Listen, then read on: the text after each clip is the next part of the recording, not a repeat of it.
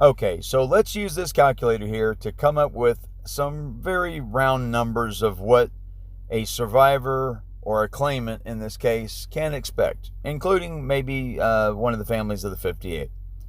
So let's assume for a moment that the maximum payout is what is paid, because this information, as far as I know, has not been released to any of the claimants in the MGM case at all.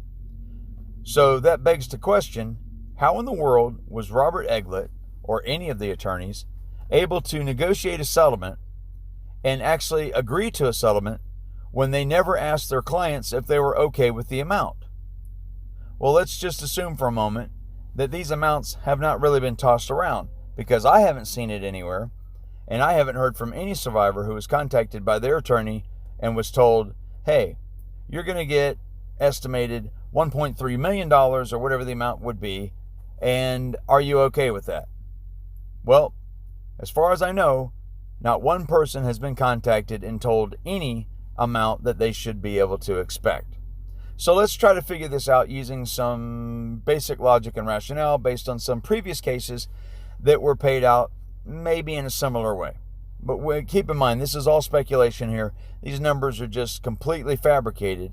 But either way, this should give you an idea of kind of what the math is going to be when it is all figured out. So let's take a listen. We got $800 million. Now, out of the $800 million, we're going to take out, let's say, each of the 58 will get $1 million apiece. Of course, minus 33% that the lawyers will get.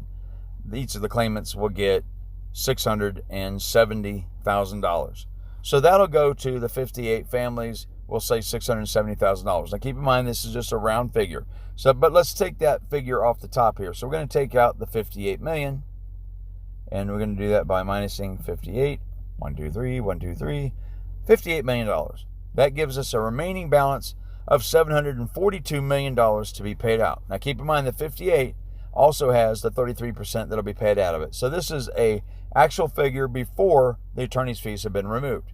So we have $742 million, and let's take that and multiply times 0.67, which will be basically taking 33% across the top, or off the top, that would be given to the attorneys.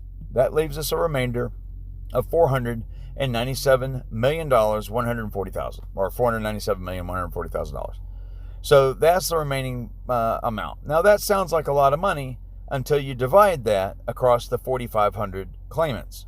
So let's assume that all 4,500 claimants would get the exact same amount, regardless of your injury, regardless of how long you spent in the hospital, regardless if you have PTSD and you have ongoing therapy, or you have ongoing medical bills or expenses or future operations, anything of that nature. Let's just straight out divide this and find out what it would be if they took this amount and gave an equal amount to each person who filed a claim.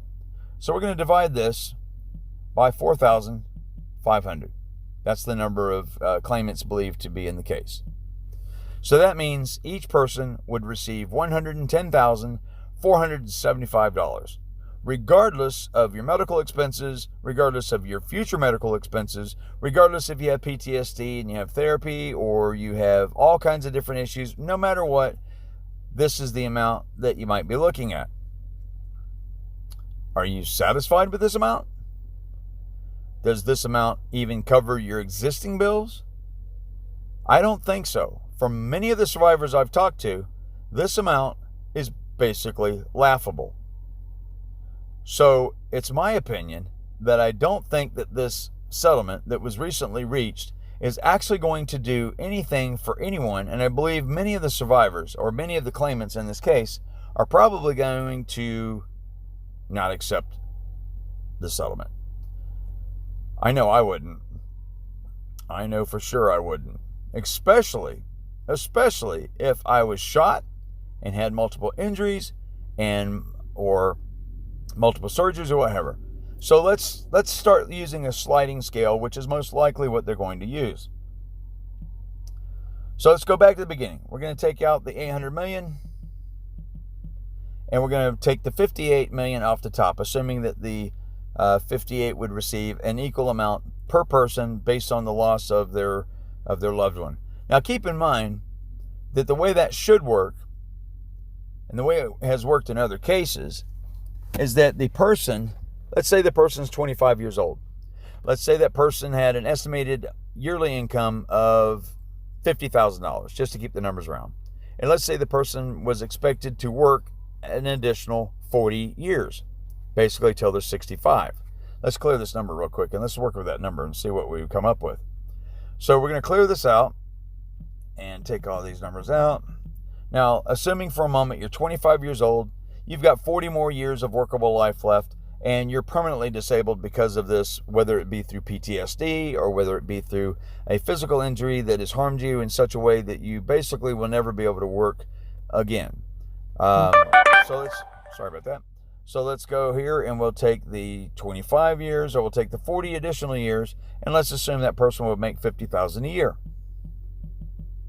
40 times 50,000 means you have a projected lifetime income of $2 million that you have just lost. But wait, you're on SSI or SSI disability. That means you're going to be making a whopping $12,000 a year on SSI.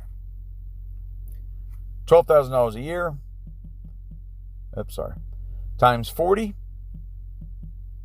means you have an adjusted income of $480,000 that you could be expected to make from 40 years just taking SSI.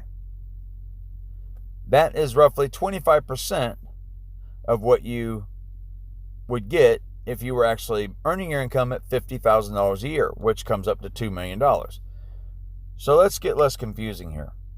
Let's just go back to the basics. Let's look at this from a realistic standpoint.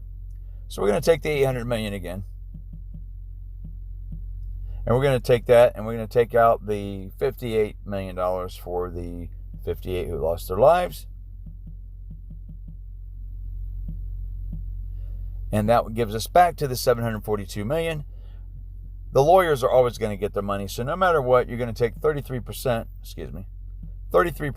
off the top times 0.67, giving you that $497 million again. So now we're going to take that and let's use a little bit of a sliding scale.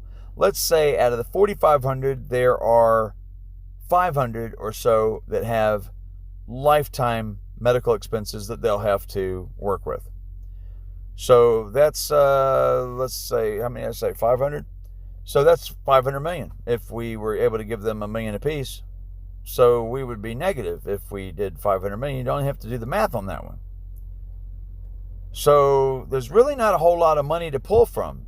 So let's say 500 of those who had some sort of permanent disability or some sort of disability that's going to affect them for the rest of their lives. Now keep in mind that most of these disabilities are going to cost way more than even $1 million.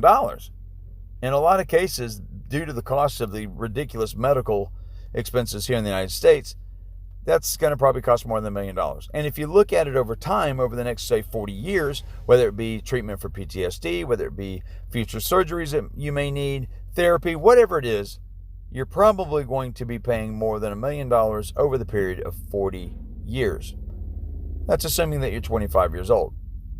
So let's say we just divide this out again. Let's divide it out.